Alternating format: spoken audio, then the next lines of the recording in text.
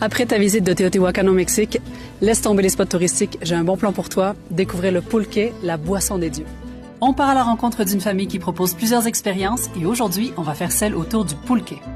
Le pulque est une boisson fermentée consommée au Mexique depuis au moins 2000 ans et qui a toujours eu une grande importance dans les traditions locales.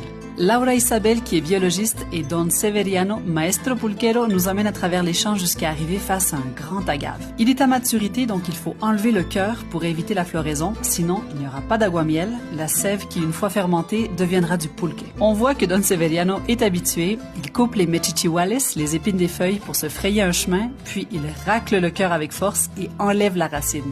Il inscrit la date, car l'agave doit reposer 6 mois pour cicatriser et produire un aguamiel de qualité. Plus loin, un autre agave est prêt. Il utilise un acocote, une longue courge creuse, pour extraire l'aguamiel.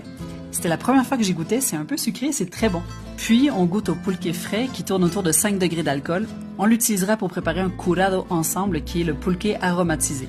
Généralement, on le fait avec des fruits, mais aujourd'hui, c'était avec du cacao que j'ai moulu au molcajete. Laura a même ajouté du romarin et du gingembre et je n'aurais jamais cru que ce mélange serait aussi bon. Et pour l'accompagner, des gorditas au chicharrón tout juste sorties du feu avec une petite sauce maison, une salade de nopal et une eau de citron bien fraîche. Tout ça en discutant avec la famille, à l'ombre d'un grand arbre, entouré par les champs. Je pense qu'on est tous d'accord pour dire que c'est ça, le vrai luxe aujourd'hui. Profiter d'une pause et d'un beau moment de partage en pleine nature. En tout cas, moi, j'avais plus envie de retourner en ville. Abonne-toi pour découvrir le vrai Mexique parce qu'il y a autre chose que les plages de Cancun.